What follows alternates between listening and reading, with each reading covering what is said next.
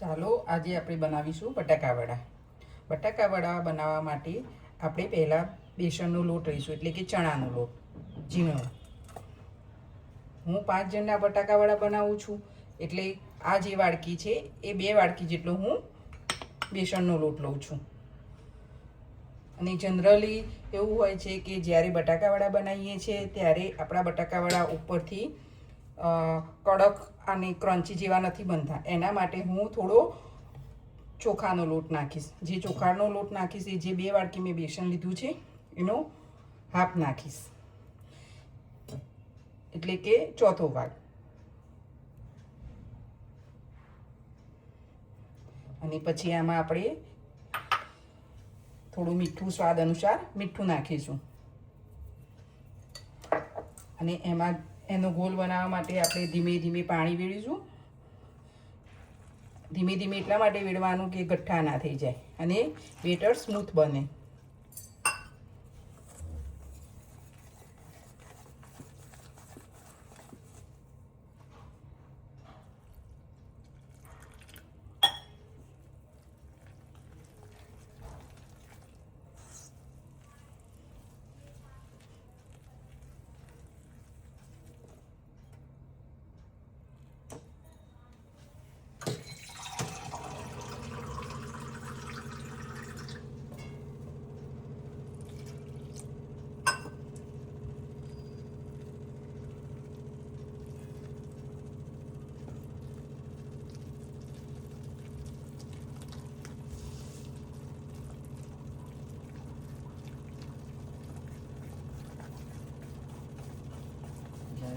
એટલે કે છે હું ફોન કરું છું બંધ કરી આ બધું તો એડિટિંગમાં ફાસ્ટ ફોરવર્ડ કપાઈ જાય વોઇસ.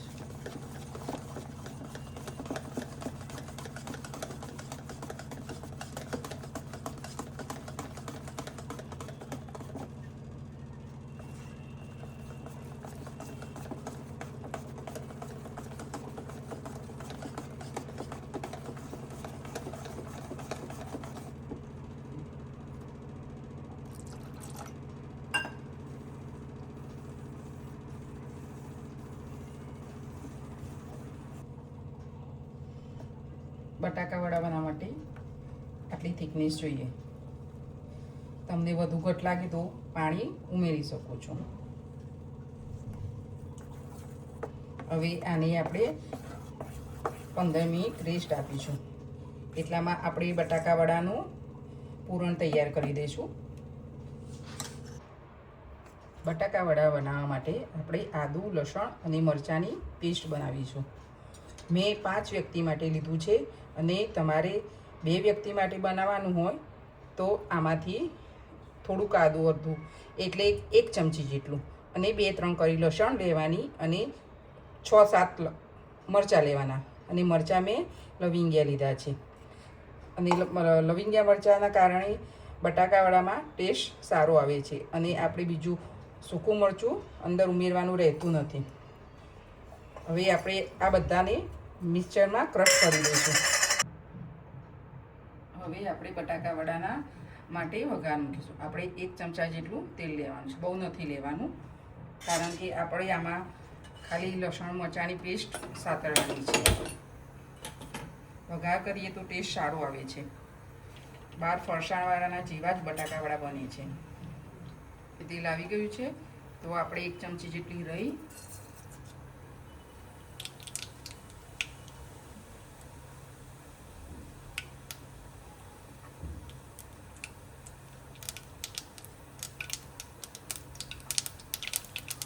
અડધી ચમચી જેટલું જીરું,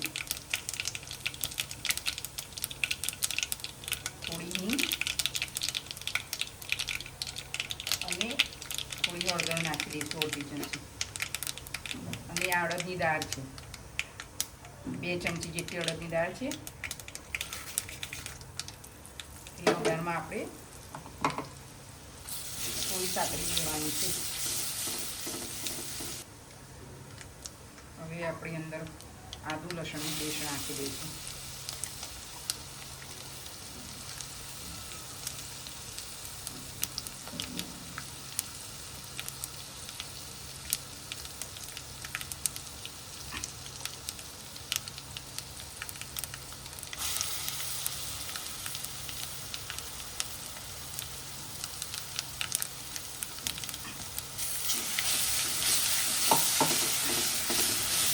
ચમચી આટલી લસણની પેસ્ટ નાખીને આપણે ગેસ ધીમો કરી દઈશું.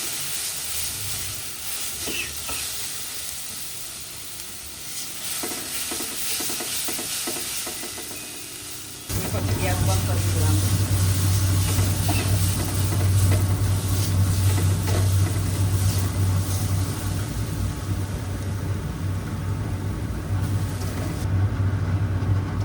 હવે આપણે એમાં બટાકા નાખી મેસરથી એડ કરી દઈશું. હું 5 માણસનું બનાવું છું એટલે મેં 1 કિલો અને 250 ગ્રામ બટાકા લીધા છે. તમે 2 માણસનું બનાવો તો 500 લઈ શકો છો.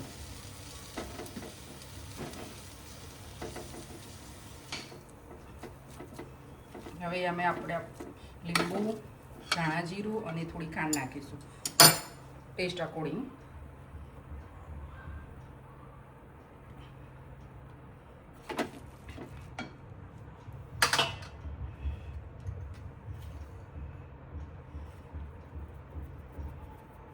એક ચમચી અને ઉપર થોડું મીઠું નાખીશું.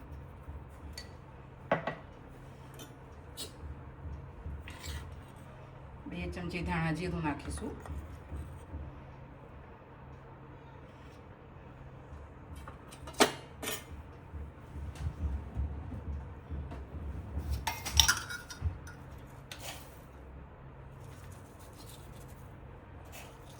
બે ચમચી ખાંડ નાખીશું.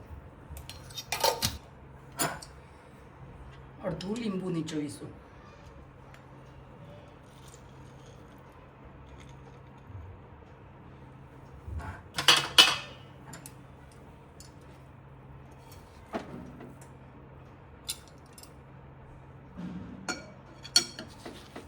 હવે બધું મિક્સ કરી દઈશું અને પછી આની નાની નાની ગોટલીઓ વાળી દઈશું.